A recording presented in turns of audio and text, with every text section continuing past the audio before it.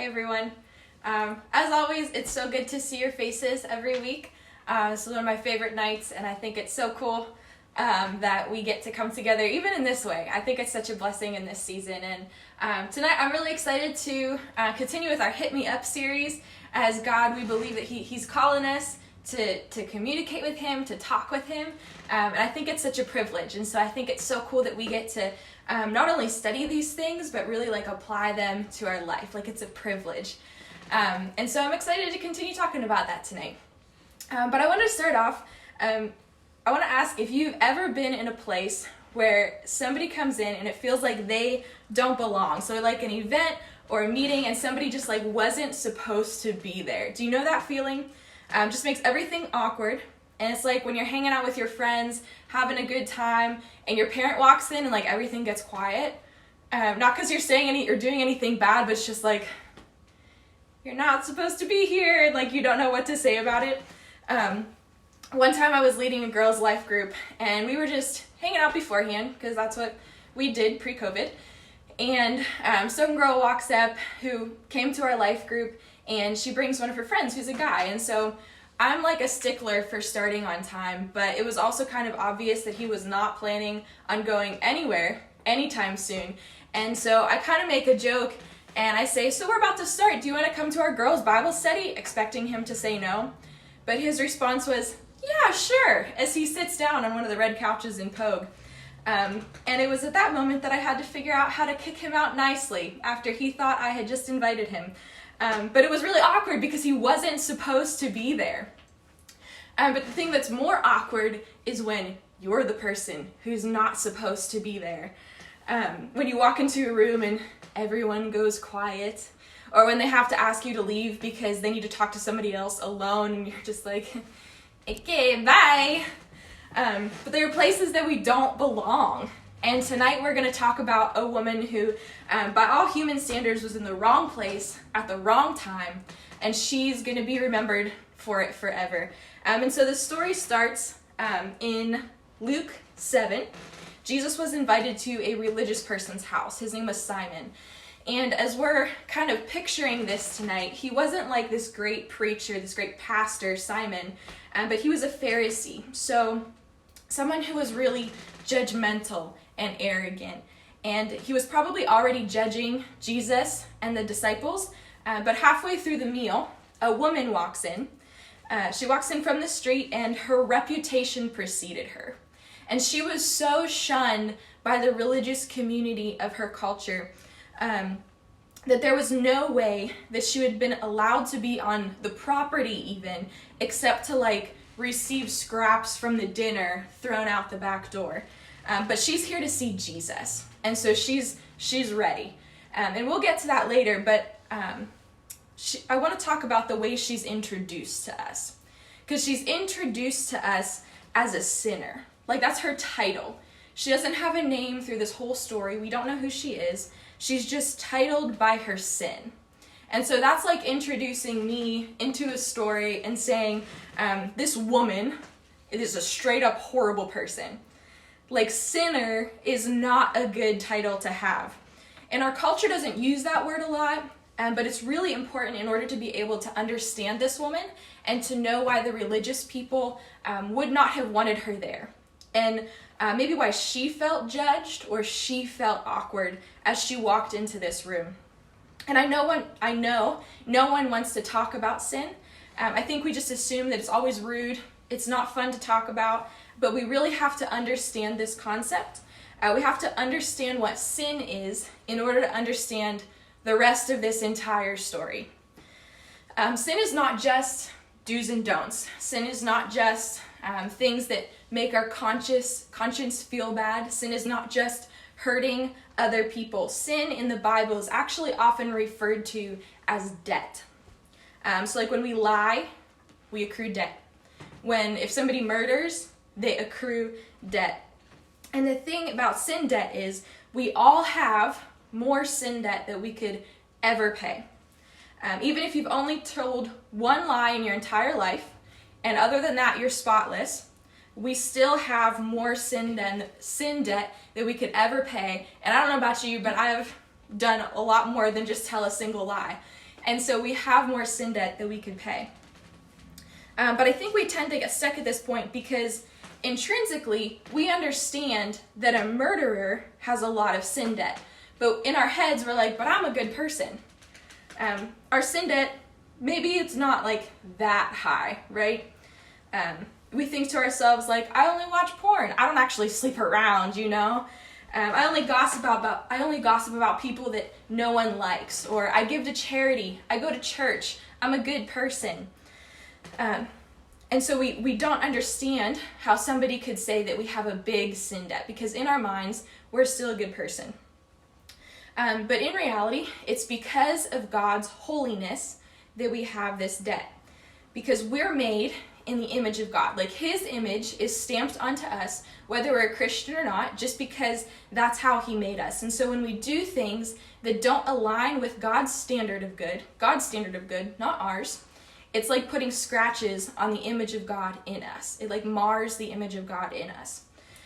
And so I took a ceramics class in college, and if I like make a little pot and you scratch it, or even if you just take it and like wail it on the ground and shatter it, I might be a little upset. But whether it's a little scratch, a little sin, or if you break the whole thing, if it's like a big sin, it doesn't really matter because the pot doesn't have value. Like I just made it in a class, like it doesn't have value. But if you think of the Mona Lisa, right? Or like Michelangelo's sculpture of David. These are virtually priceless pieces of artwork. They're some of the most famous pieces of art in history. And if you even like a little scratch on either of these, there would be absolute hell to pay. You're not even, when you go to see the Mona Lisa, you're not even allowed to use flash photography.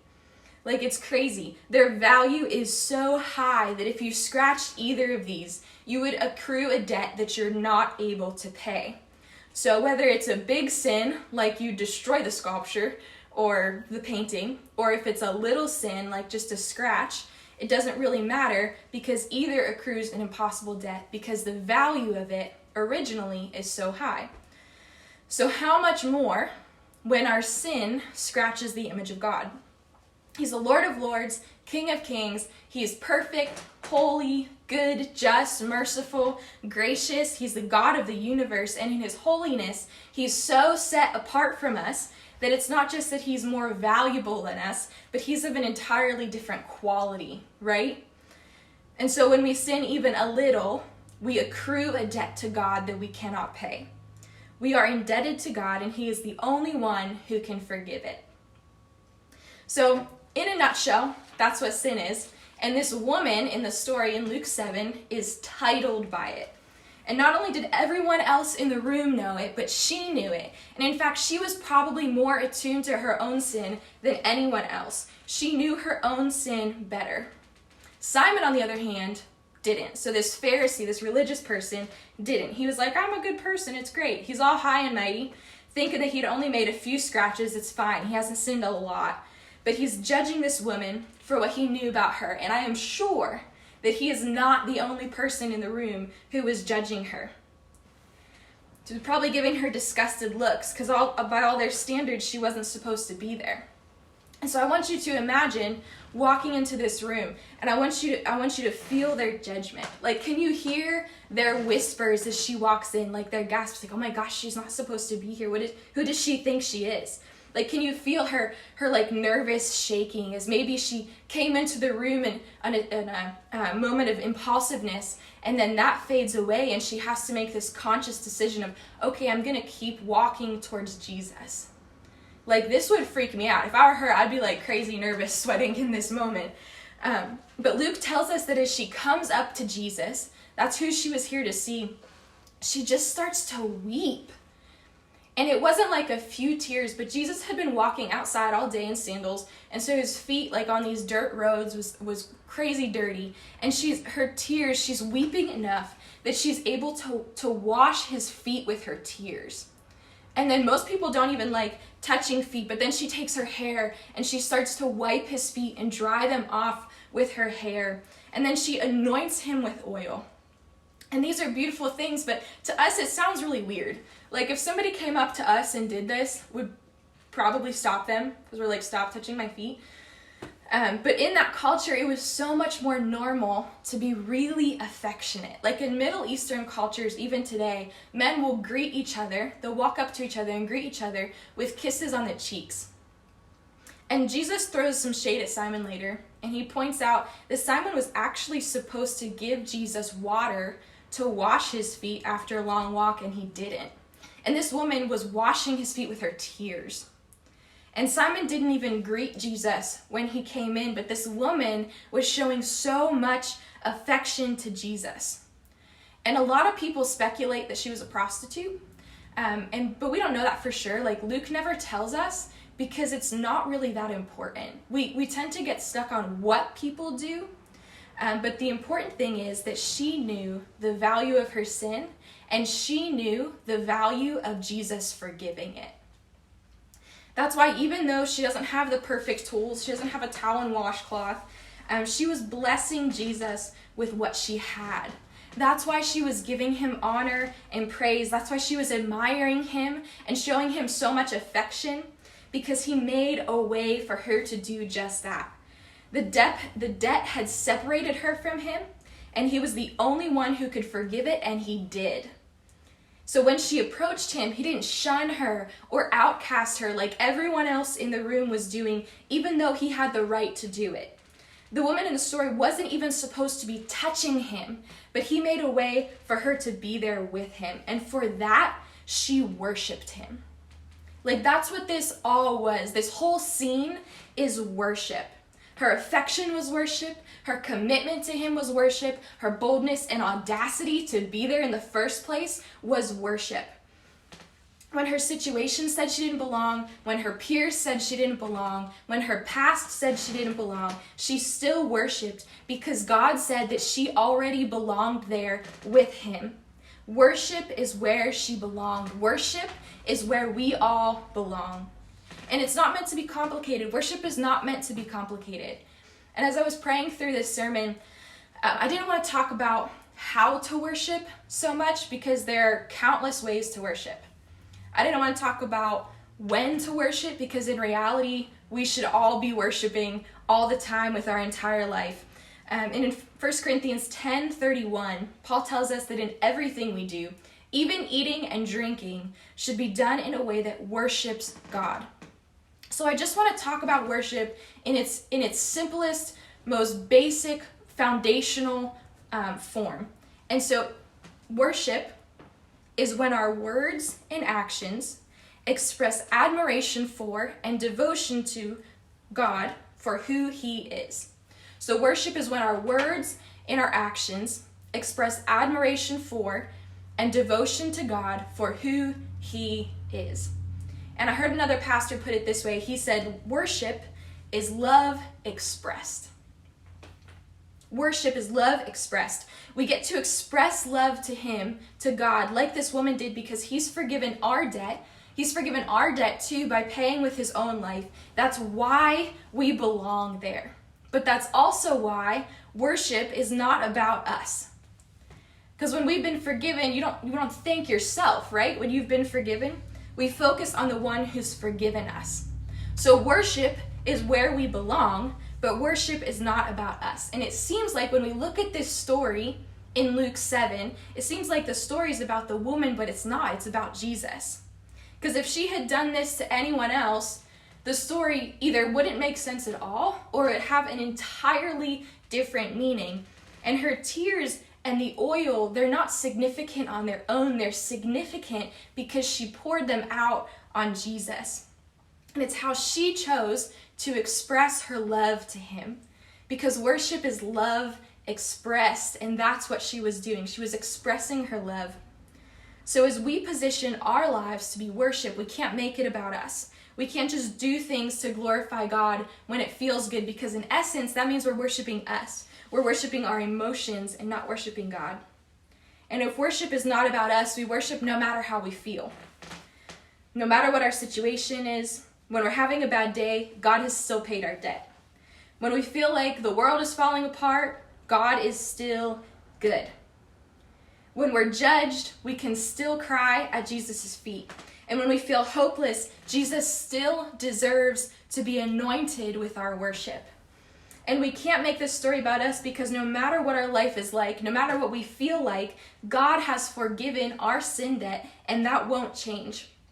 And when we think the bad things in our life give us an excuse to not worship, we're actually prioritizing the value of the things in our life over the value of what God has done.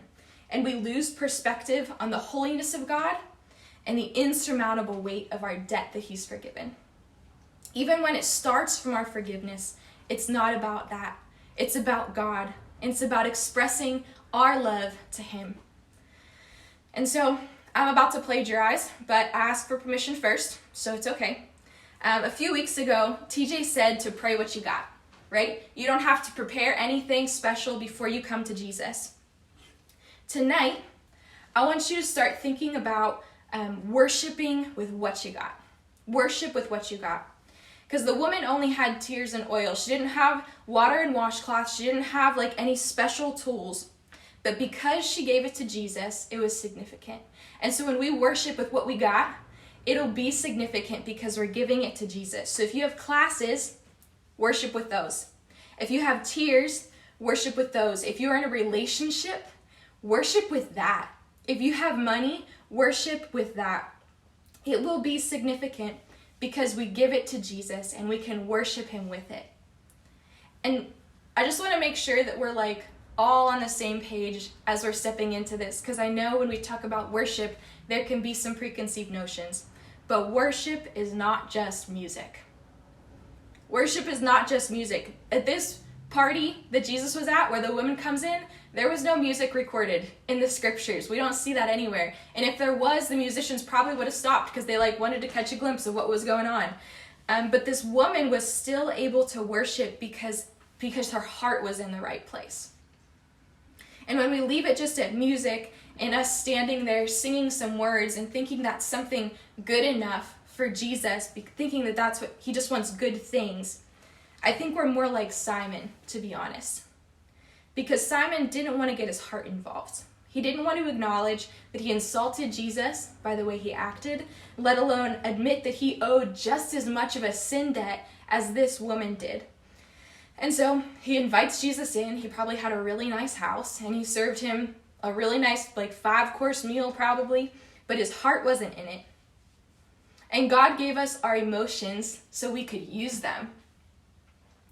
God doesn't ask just for nice things. He asks for our hearts, and he deserves them.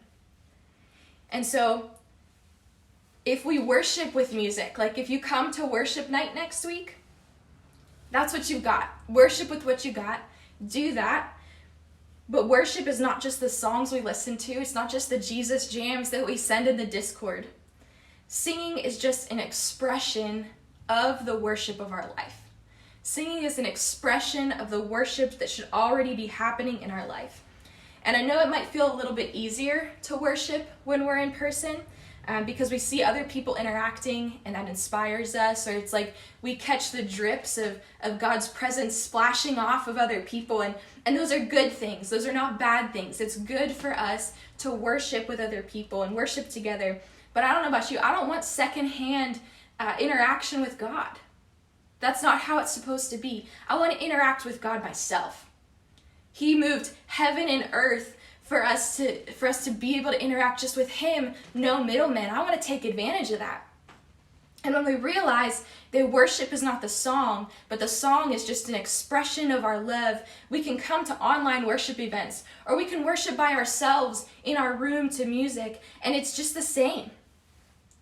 Because in reality, when we worship better around people than we do by ourselves, it shows that we're worshiping people and not God. When we worship better in public than we do in private, it shows that we're worshiping people more than we are God. So we have this impossible sin debt that can only be forgiven by the one to whom the debt is owed. Then we have forgiveness of the debt, and then we have worship.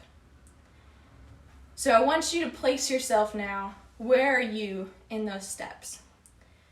And if you still need forgiven of the debt, if that's you, if that's where you find yourself, now is the perfect time to just say a simple prayer to Jesus, saying, like, God, I need you to wipe this debt clean.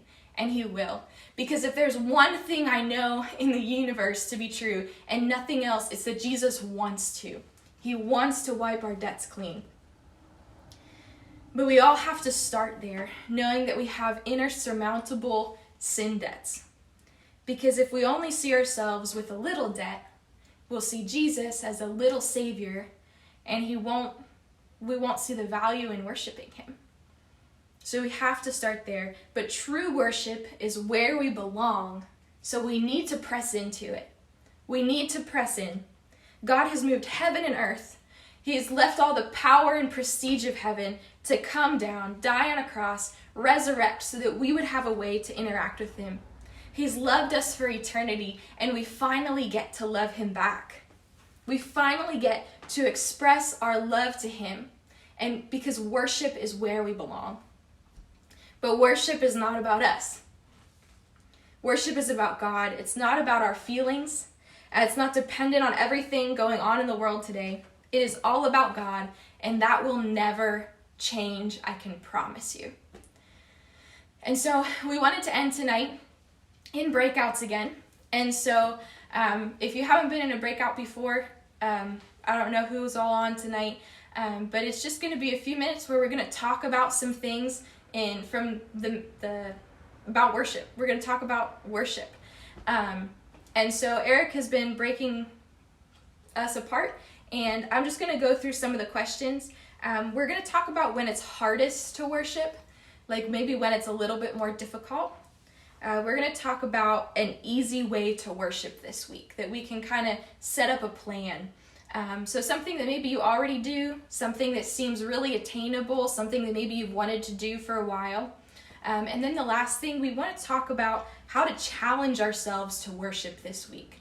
So maybe if you find it really easy to sing songs, what's something in your life that you're like, I'm going to intentionally do this as worship this week. I'm going to pray about it. I'm going to dedicate it to the Lord. Or maybe if you don't sing a lot, or you want to make songs more worship, maybe that's something that you can use to challenge yourself this week. But how can you challenge yourself in worship this week? So Eric's going to break us up, and life group leaders are going to lead that discussion.